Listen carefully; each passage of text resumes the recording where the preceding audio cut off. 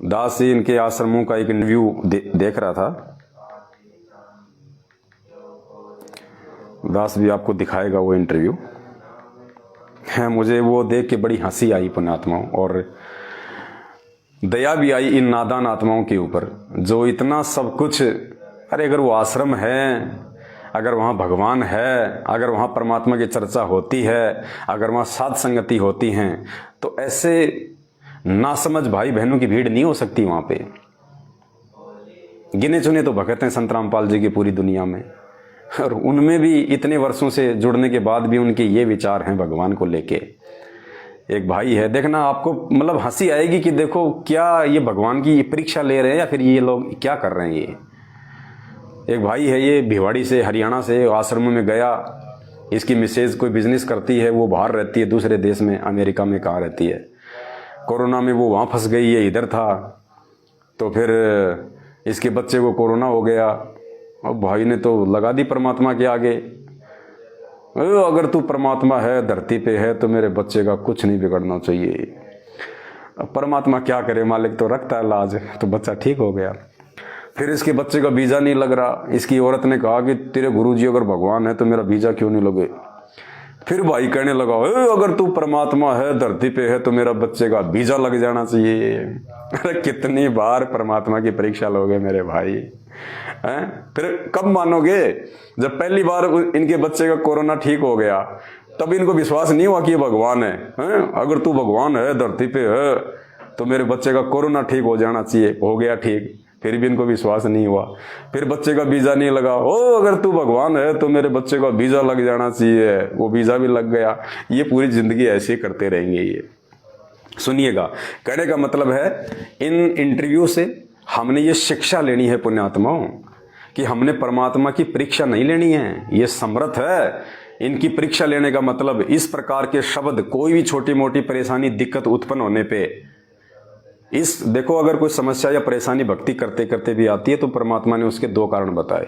सबसे पहला कारण उसका होता है कि ये कहीं ना कहीं परमेश्वर की तरफ से आपकी ये परीक्षा है। परमात्मा हल्की हल्की ज्ञान की चोट मारता है, आपके विश्वास को चेक करता है। और दूसरा ये होता है कि आपके संस्कार में कुछ ऐसा था लेकिन परमात्मा ने हल्का करके उसको रोक रखा है। और तीसरी स्थिति होती है जिसकी मर्यादा खंडित होती है, फिर उसके ऊपर आती है समस्या, लेकिन उसकी एक पहचान होती है। अगर मर्यादा खंडित होने के चलते कोई समस्या किसी भगत पे आ रही है तो वो समस्या नुकसान देके जाएगी, वो कोई हानि करेगी, आपको भक्ति से नीचे गिराएगी वो समस्या, आपका विश्वास को वो तोड़ेगी। और यदि आप मर्यादा में हैं और परमेश्वर की तरफ से यदि आपको हीरा बनाने के लिए, आपको चोट मार मार के आपको दृढ़ करने के लिए अगर कोई आपत्ति, कोई दिक्कत अगर आपके ऊपर आई है, तो पुण्यात्माओं वो आपत्ति, वो दिक्कत आपको आगे लेके जाएगी, आपका विश्वास बढ़ाएगी। आपको हल्की हल्की पीड़ा जरूर होगी, लेकिन भक्ति और भगवान में आपका विश्वास आपका और ज्यादा जो है उदृढ़ होगा। आपको हानि नहीं हो सकती, आपको नुकसान नहीं हो सकता, आपका विश्वास बढ़ेगा। तो समझ लेना कि वो परमेश्वर की तरफ से आपकी वो परीक्षा है। तो हमने ये मूर्खता नहीं करनी है कि भगवान मेरा ये काम कर दे तो मैं साथ संगति में जाऊं, तब मैं मानूं कि तू भगवान है, तब मैं तेरे को भोग लगाऊं। ये तो इन नादान भाई बहनों के काम है जो 12वें पंथ की भक्ति कर रहे हैं, उन आश्रमों में जुड़ जुड़ के मर्यादा विहीन जो भक्तियां कर रहे हैं।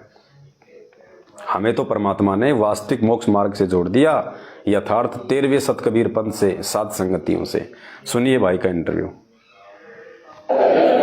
आज सुबह से सतलोक आश्रम भिवानी में घूमते हुए हमें बहुत सारी विचित्र घटनाएं, विचित्र कथाएं सुनने को मिली हैं, जिन पे लोग जल्दी से विश्वास नहीं करेंगे। उसी सब कड़ी के अंदर हमारे साथ अभी एक और संत रामपाल जी महाराज जी के अनुयायी जुड़े हैं। हम जानना चाहते हैं उनसे भी, क्योंकि वो भी कुछ ऐसी ही घटनाएं अपने साथ जो उनके जीवन में हुई हैं उनको हमारे साथ शेयर करना चाहते हैं। सर नमस्कार, क्या नाम है आपका? सर जी मेरा नाम सुशील दास है।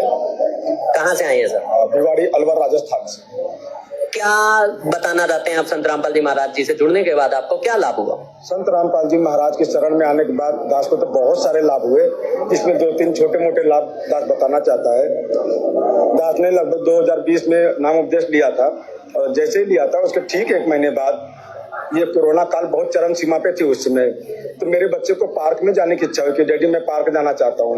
मैंने कहा नहीं बेटा, इसमें कोरोना बहुत ज्यादा फैला हुआ है, आप पार्क मत जाओ। तो फिर भी उसने जिद किया। मेरी बेटी भी थी साथ में, बोले कि एक बार जाने दो, बस 5 मिनट खेल के आ जाऊँ। ठीक है, आपको जाना है तो जाओ, होके आ जाओ। और उसका एक दोस्त था, वो पॉजिटिव ऑलरेडी था और वो उसके संपर्क में आ गया था।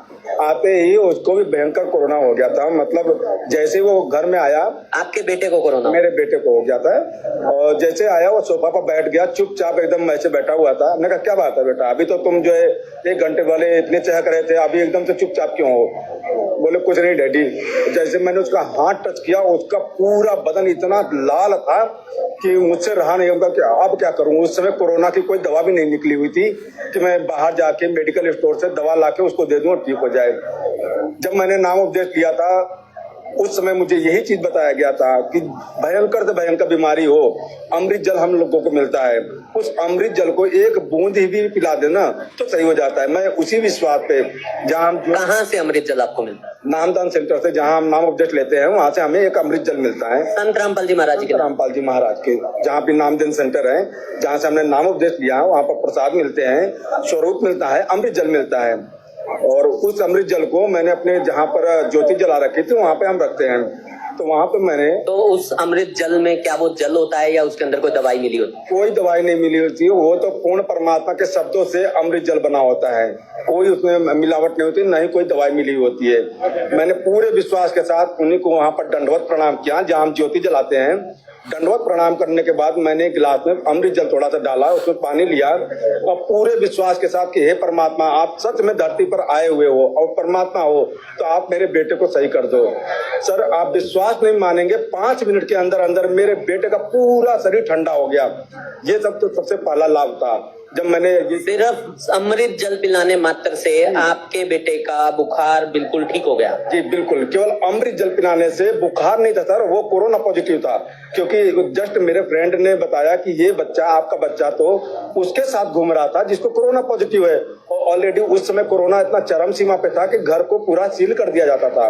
बोले देखो उसका घर तो सील है, इतना कहते मेरे होश उड़ गए थे। फिर भी मुझे इतना विश्वास था अपने परमात्मा संत रामपाल जी महाराज पर कि इन्होंने जो हमें ज्ञान दिया, जो समाधान दिया, जो जल दिया है, अमृत जल दिया है, उसमें इतनी ताकत है कि एक पुण्यात्माओं, ये जो भाई बोल रहे हैं ये इनके भाव हैं, लेकिन विश्वास नहीं है। अभी ये जो चरणामृत की जो महिमा गा रहे हैं कि मुझे इतना विश्वास था कि अगर इस चरणामृत की एक बूंद भी अगर उनके मुंह में डाल दी जाए तो कोरोना पॉजिटिव से नेगेटिव हो जाएगा और मेरे गुरुजी पूर्ण परमात्मा है। अगर इतना विश्वास था आप गुरुजी पे और चरणामृत पे, तो ये बात बोलने की जरूरत ही नहीं थी कि हे संत रामपाल जी, यदि आप पूर्ण परमात्मा हो, धरती पे प्रकट हो, तो मेरा बच्चा, उसको नुकसान नहीं होना चाहिए। फिर आपको भक्ति पे, चरणामृत पे विश्वास कहाँ हुआ? फिर आपने तो सीधी गोली से मार दी गुरुजी को। फिर आगे सुनिए दोबारा। मतलब पहली बार परमात्मा ने तो अपना काम कर दिया, क्योंकि परमेश्वर के तो गुण हैं, उन्होंने तो अपना काम कर दिया, लेकिन इनको फिर भी विश्वास नहीं हुआ कि ये परमात्मा है। जब इनके बच्चे का वीजा लगाने की बात आई, वीजा नहीं लग रहा था, फिर देखना, फिर भगवान की परीक्षा। भी किसी को पिला दिया जाना है तो भयंकर से भयंकर बीमारी सही हो जाती है। और वो चीज साक्षात मुझे देखने को मिल गई थी। हालांकि आपकी ये बात विश्वास करने लायक नहीं है, लेकिन आज सुबह से मैंने इस तरह की बहुत सारी बातें सुन ली हैं, तो अब मुझे इन सब बातों पे विश्वास होने लगा है। इसके अलावा भी क्या आपको कोई लाभ मिला है? जी, इसके अलावा दूसरा लाभ ये है कि मेरी वाइफ, हालांकि मुझे इन जैसी बातों पे विश्वास तो नहीं है, लेकिन सुबह से मैंने इस तरह की बहुत सारी बातें लोगों के मुंह से सुनी है, इसलिए मुझे विश्वास होने लग गया है। अरे भाई, तुम अपने आप को मूर्ख बना सकते हो, दुनिया को मूर्ख नहीं बना सकते। दुनिया अच्छे से जानती है तुम्हारी भाषा से, तुम्हारी जुबान से, तुम्हारे बोलने के तरीके से, कि तुम वास्तव में किसी न्यूज़ चैनल के पत्रकार हो या तुम खुद ही संत रामपाल जी के भगत होके और खुद ही तुम जो है ये दिखावा करते हो एक पत्रकार बनने का। तो देखो, काल तो भगत जी ऐसे ठगेगा, भगत होके भगत का इंटरव्यू ले रहा है और फिर क्या कह रहा है, दुनिया को दिखाने के लिए। हालांकि मुझे इस प्रकार की बातों पे विश्वास नहीं है, लेकिन आज सुबह से मैं ये सब कुछ देख रहा हूँ, इतने लोगों से सुन रहा हूँ, तो अब मुझे यकीन होने लगा है। मतलब आज से पहले इसको भी यकीन नहीं था, अब इसको यकीन हो गया सुबह से घूमते घूमते। ये ड्रामेबाजी क्यों करते हो रे? भगवान धरती पे है, सीधे सीधे भक्ति करो, जो बात है वो साफ साफ बोलो ना, घुमा फिरा के बोलने की जरूरत क्या है? ये भक्तों को मूर्ख बना सकते हो तुम, इस तरह की बातें करके दुनिया को मूर्ख नहीं बना सकते भाई। ऑलरेडी 4 साल से अमेरिका में है, परमात्मा की दया से अपना बिजनेस है वहाँ पे, और मेरे बच्चे मेरे साथ में रहते थे। फिर ये बच्चों का ये हुआ, वाइफ ने कहा कि इनका भी वीजा लगवा देते हैं। हमने कहा ठीक है, कोशिश करके देख लो, वीजा लग जाए तो अच्छी बात है, हम भी आ जाएंगे, बच्चे भी आ जाएंगे। उसने पूरी कोशिश की, लास्ट में वीजा रिजेक्ट हो गया दोनों बच्चों का किसी कारण से। वो बैठी हुई थी, बोले क्या ये पूजा पाठ करते हो, जब देखो जब कभी रमेडी लगाते हो, रमेडी बोलते हो, नित्य नियम बोलते हो, संध्या आरती, क्या है ये? हमेशा इन्हीं के याद में जो खोए रहते हो, काउंटर लेके मंत्र जाप करते रहते हो, ये सब क्या है? तुम डकोसले कर रहे हो। बोले कि यदि इतना ही विश्वास है तो मेरे बच्चों का वीजा लगवा दो। मैंने एक ही शब्द बोला था, क्या? वो परमात्मा अपने भक्तों के आंखों में आंसू नहीं देख सकता। इतना बोलते हमने कहा 10 बजे का इंतजार करो, जहां वीजा ऑफिस खुलेगा ना उसके बाद देख लेना है। यदि नहीं होगा तो जो कहोगे वो हार जाऊंगा, अपना गर्दन काट के तुम्हारे चरणों में रख दूंगा। उसके बाद मैं परमात्मा दंडवत। अच्छा क्या कह रहा है? देखो पुण्यात्माओं, ये वीक पॉइंट है। काल ऐसे गर्दन मरोड़ता है, फिर हमने सावधानी रखनी है। इसकी औरत अनुपदेशी है और वो कोरोना काल में इंडिया से बाहर थी। वो इंडिया आना चाहती थी लेकिन उसके बच्चे का वीज़ा नहीं लग रहा था, तो काल ने उसके अंदर प्रवेश किया और उसके माध्यम से काल ने इसको कुवचन कहलवाए कि क्या तुम ढोकले कर रहे हो, ढपोसले कर रहे हो, पाखंड कर रहे हो, क्या कर रहे हो, ये माड़ा फाड़ा जपना है? तेरे गुरुजी इतनी शक्ति है तो मेरे बच्चे का वीजा क्यों नहीं लग रहा? तो भाई साहब ने तुरंत क्या बोला, ओहो पुण्यात्मा, ये गलती हमने नहीं करनी। फिर लोगों की इस तरह की बातों में आके, आवेश में आके, ये मूर्खता का परिचय नहीं देना। भाई कह रहा है कि 10 बजे इंतजार कर और फिर जाके देखना, अगर 10 बजे वीजा नहीं लगेगा तो तू जो कहेगी सो मैं करूंगा, मैं मेरी गर्दन काट के दे दूंगा। अगर तू कहेगी मैं भक्ति छोड़ दे तो मैं छोड़ दूंगा। बताओ कि 10 बजे अगर वीजा नहीं लगा तो जो तू कहेगी मैं वो करूंगा।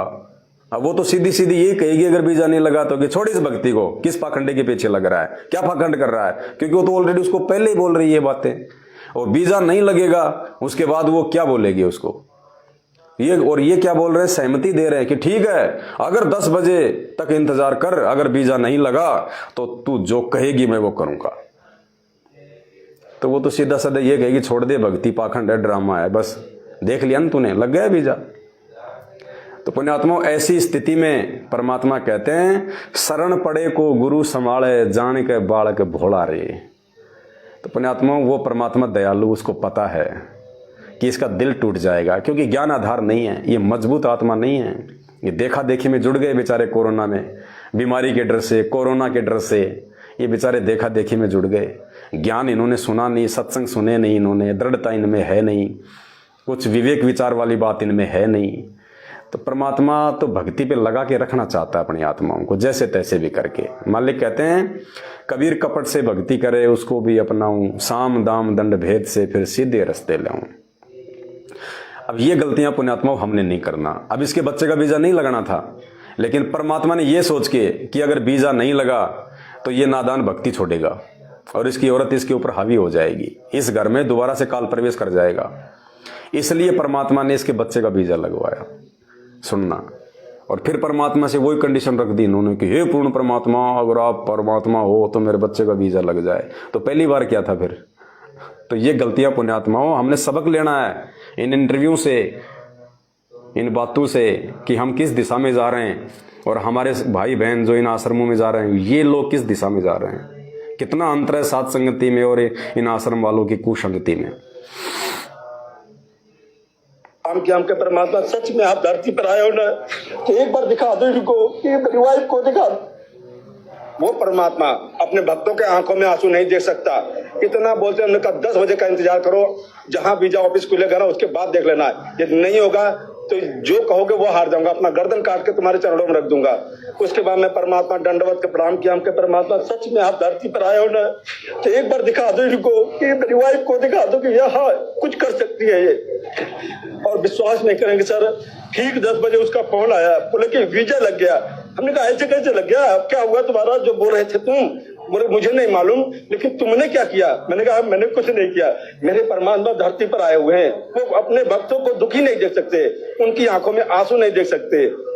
उसके बाद दोनों बच्चों का वीजा लग गया और आज मेरे दोनों बच्चे भी मेरी वाइफ के साथ अमेरिका में हैं। तो क्या इस वाक्य के बाद आपकी धर्मपत्नी ने, आपकी वाइफ ने संत रामपाल जी महाराज जी की दीक्षा ली?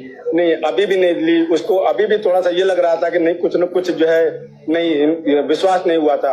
अब आखिरी दौर ये चल रहा था, उसको, मेरी वाइफ को कैंसर हो गया, ब्रेस्ट में कैंसर हो गया। फिर वो बहुत बुरी तरह परेशान हो गई, वो मुझे बताना नहीं चाहती थी।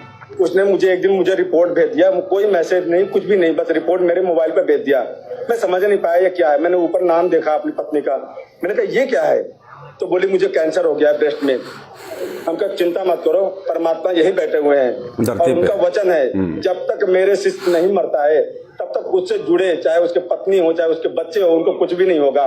और आप विश्वास नहीं मानेंगे सर, वो कैंसर उसका वहीं का वहीं ठहरा हुआ है, न बढ़ रहा है न घट रहा है।